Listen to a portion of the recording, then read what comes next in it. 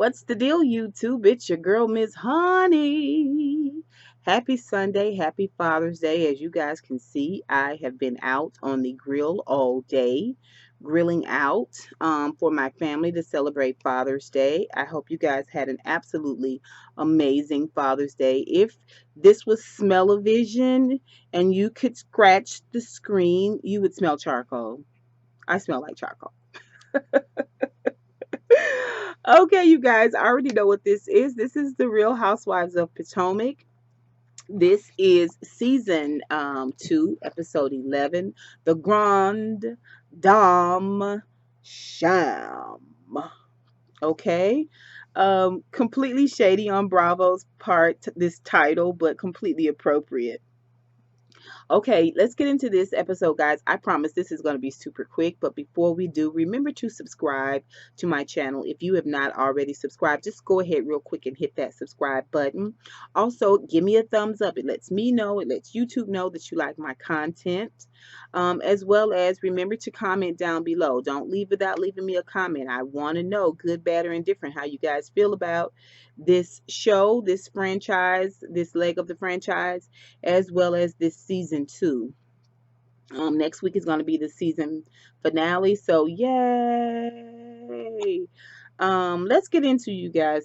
We're going to go person by person. I think it'll be quicker that way. Let's talk about Ashley. Ashley is on this trip. I think this trip has let her realize that she misses her husband, especially being with a bunch of catty women that are fighting the whole time.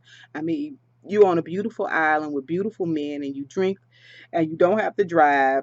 Yeah, of course you want a man there. I mean, duh. So she missing her husband. She calls him a couple of times. He's in a meeting. When she gets home, he tells her he's modified her role, and she gets a little defensive. Physically, she is just like, modified. What the fuck are you talking about, sir? Physically, physically, she is like, don't make me have to, say, don't make me have to snatch you. But anyway, he lets her know that instead of being owner as well as general manager, he wants her to just concentrate on being being owner. And they've hired a general manager. I guess Pam, this woman Pam, is going to be the general manager. So and at first she, not knowing the whole situation and why he did it, the one of the reasons why he did it was because he did not want this restaurant to come between the two of them. And I think the stress of her being general manager was contributing to the stress in their relationship, and she as much as said so. Also, I don't think she had any type of restaurant managerial experience when it comes to restaurants, period. So I can't imagine doing a job I'd never done before, to that scale, just being thrown into it. So she was kind of relieved, and so was I. Can we all just move forward now? She was glad to see her husband. She was excited about getting her a little piece of something after being with them nasty women all that time. So it was a cute scene. Let's go ahead and get Monique out the way. Monique seems to be a lot happier. They bought this home. She is excited to be on this cruise. She look like she's just having a good time, period. She doesn't look like the kind of person that comes with a lot of drama. They trying to close on this home. She getting her own utilities changed. Even though she got an assistant, she's doing all of this stuff herself. She is more than cordial to Giselle now that they've made up, as well as being supportive to Karen. We didn't see a whole lot from Monique this episode, but yeah, I like Monique. She's a good addition to the show. And she don't mind getting to it with you. So, you know what I'm saying? She's a good girl, but she ain't no scaredy cat. And I like that about Monique. Let's talk about Robyn real quick. Y'all already know Robyn's assignment was to go on a date. So when the ladies are on this trip to Bermuda and they have an opportunity to visit a cricket game, and it's full of beautiful men of all different hues and shapes. Y'all, I love that melanin. Oh, I love it. It's so beautiful. It is so beautiful. Anyway, y'all know that Charrisse hot in the ass and Giselle hot in the ass, but not so much Robyn. Robyn was like a fish out of water, and she just said point blank period that She wants Juan. She doesn't want to date anyone else. She wants Juan. And I can see how she could feel that way, because dating, especially if you haven't had to do it for a while, can be overwhelming, especially nowadays, because it's just people are just so different and into just really, really weird things. And so I can understand, although all of these guys that she was meeting was nice and cordial, except for that one pervert on the boat. But yeah, basically she can't do it because she wants Juan. Now she does call Juan while she's on the trip, and he's like, "What? What are you talking about? I can't hear you. Is this thing on? We're breaking up. We breaking up. I don't have to call you back." And she was like, he didn't say that, but basically he blew her off like that. And then when she gets back home and she's talking to her therapist, and she tells her therapist what an epic fail the assignment was. Like, did you do any of it?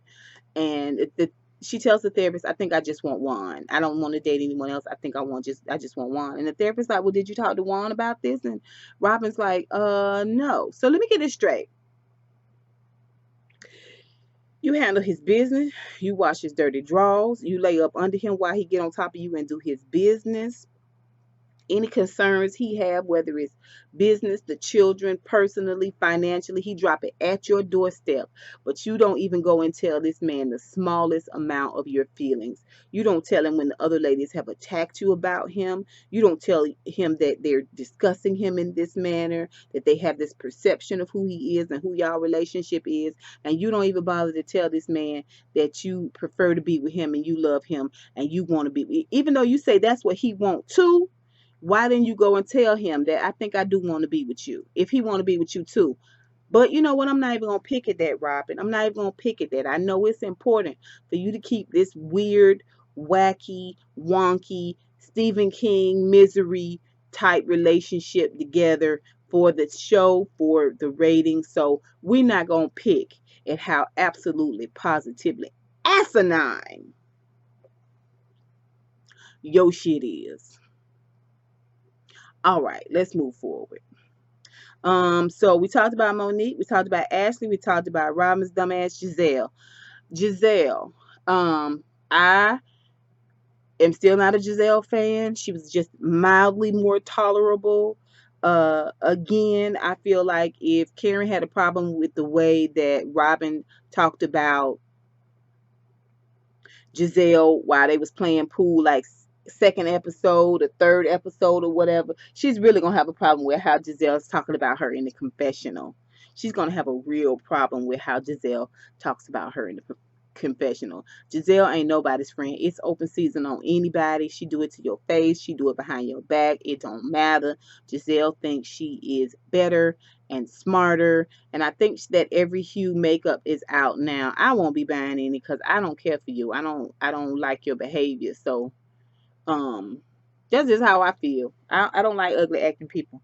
And I don't like people that talk behind my back, pretend to be my friend and talk behind my back, come to my house, talk about my shit in my house. I don't like that.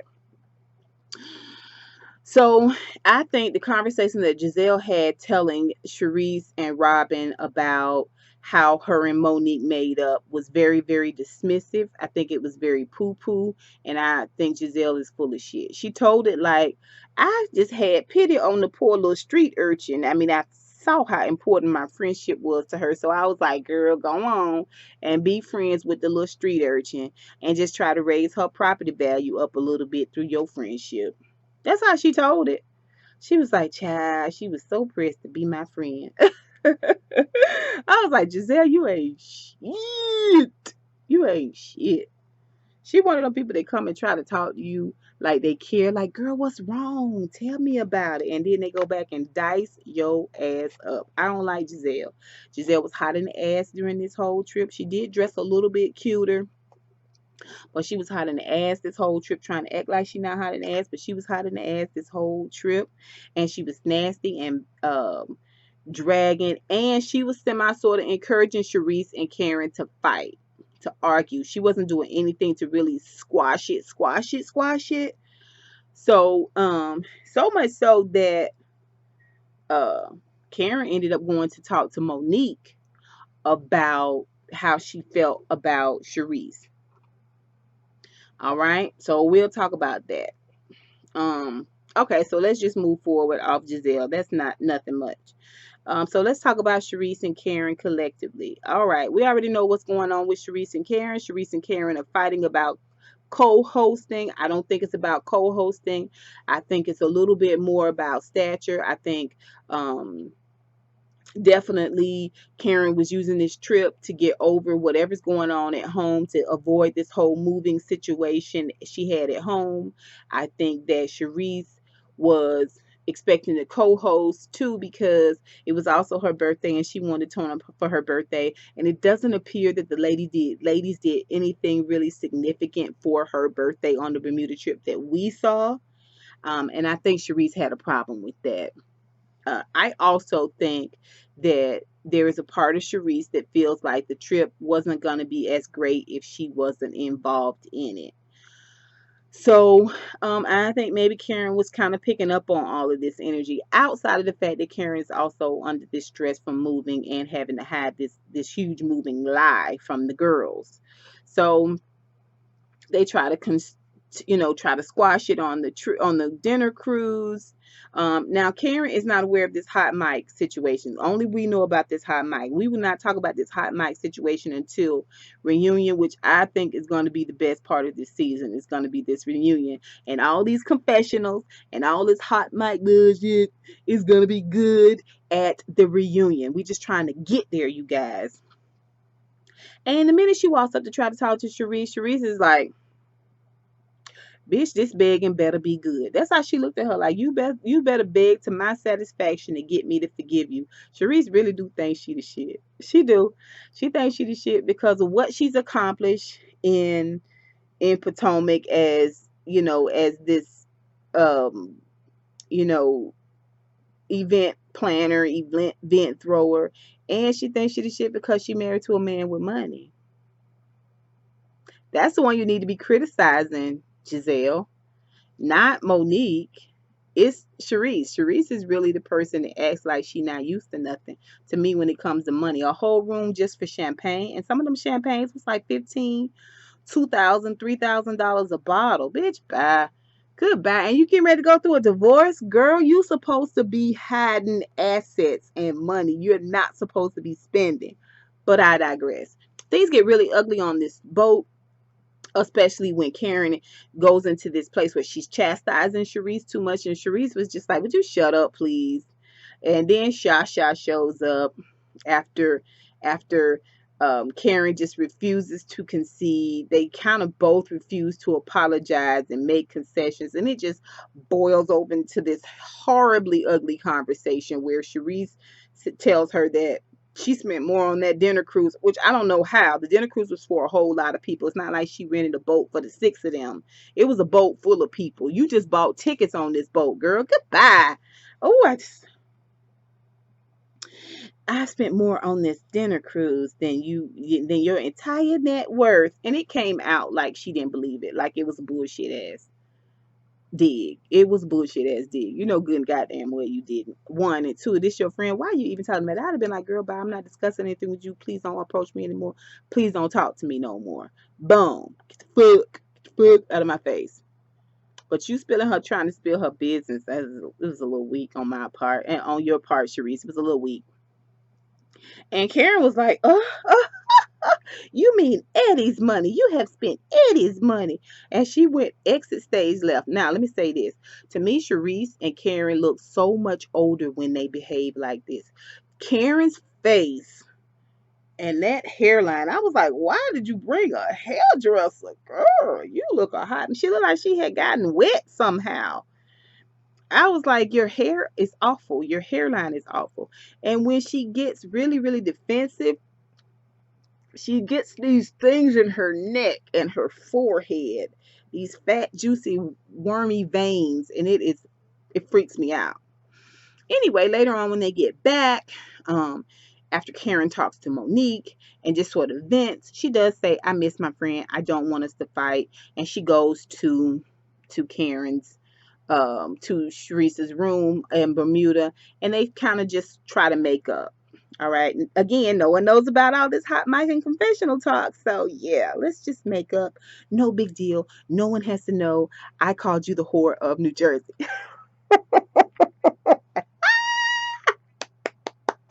Oh, that reunion gonna be the fire.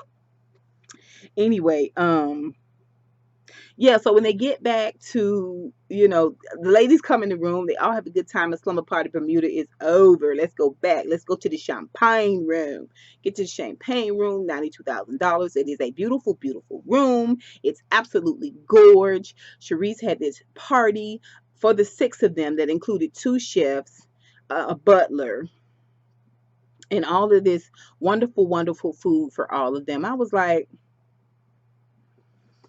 girl, you spending this money like you got a tree in the back that you just shake a little bit and pick all the leaves up from all the dollar bills up from the ground. That's what you act like. You act like you know something nobody else knows. You act like maybe Eddie came from money and then made a whole lot of money and it's never ever gonna end. One word for you, Trump. Okay, you best to be stashing, girl. You best to be stashing. Anyway, Karen is the last to get there. So before she gets there, the ladies have chopped her up. And how can she be the Grand Dame of Potomac when they found out that as soon as she got back from that trip, she left the airport and went straight to Great Falls because she was moved out of that house and done. Everybody was like, who does that? I don't understand. She's in Great Falls. That's not Potomac. And how is she the Grand Dame? And her husband's supposed to be the Black Bill Gates. So when she gets there and she sees the champagne room. She is just like absolutely gorgeous. It's absolutely gorgeous. They all go back and sit down in the living room. And Karen says immediately, well, I've been meeting with the decorator all day. I'm so exhausted. Meeting with the decorator. Because guys know I live in Great Falls now, remember? Everybody was like, no, bitch. No, ma'am. Go back. Go back to that first part. When you say I live in Great Falls, you have not wanted to talk about it. You have never mentioned what the fuck are we talking about. Everybody, everybody weighed in. Karen went into super hyper defensive mode. Now, mind you, Charrisse had already told the girls that Karen bought that house under a foreclosure. And Robyn was like, so that means that she paid less for the house than the neighborhood is worth than other houses in the neighborhood are worth. Yeah, that's what makes it a smart purchase, is that she didn't pay full price while other people did. Perfectly acceptable strategic retail movement. I mean, real estate move. So I thought that was odd, but again, Karen went into hyper defensive mode. Those fat, juicy veins was popping out all over her neck, and her cheekbones was at the highest, most sharpest point. And she was doing that thing with her mouth where she,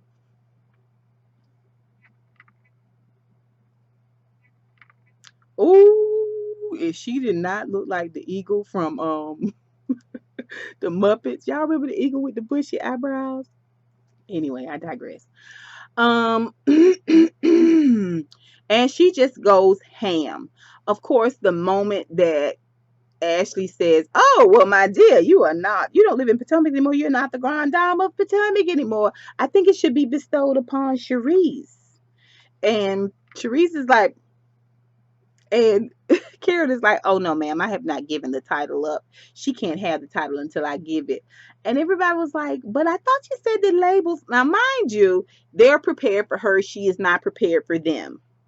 All right. She has come up with this lie that she thinks will work and will pass. But because one, it's a stupid lie, and two, they have been chopping her up. They are ready with the question. So they're like, pew, pew, pew, pew, pew. And she just gets madder and madder and madder. And finally, she tells Ashley that she is I don't have to listen to an idiot sitting across the couch from me. And so, it was horrible. It was a horrible moment for all the ladies. Awful. Okay, you guys, that's it for Housewives of Potomac. I really am just living for the reunion at this point. Season finale is gonna be good. It's just gonna give us a little bit more information to roll into the reunion. You guys, let me know what you thought of this episode. Let's talk about this season real quick. What's gonna happen? What's going on? What do y'all think? Don't forget to rate. Do not forget to comment. And please, please, please, if you are not a member already, hit that subscribe button down below, you guys. Until next time, honeybees. Mwah!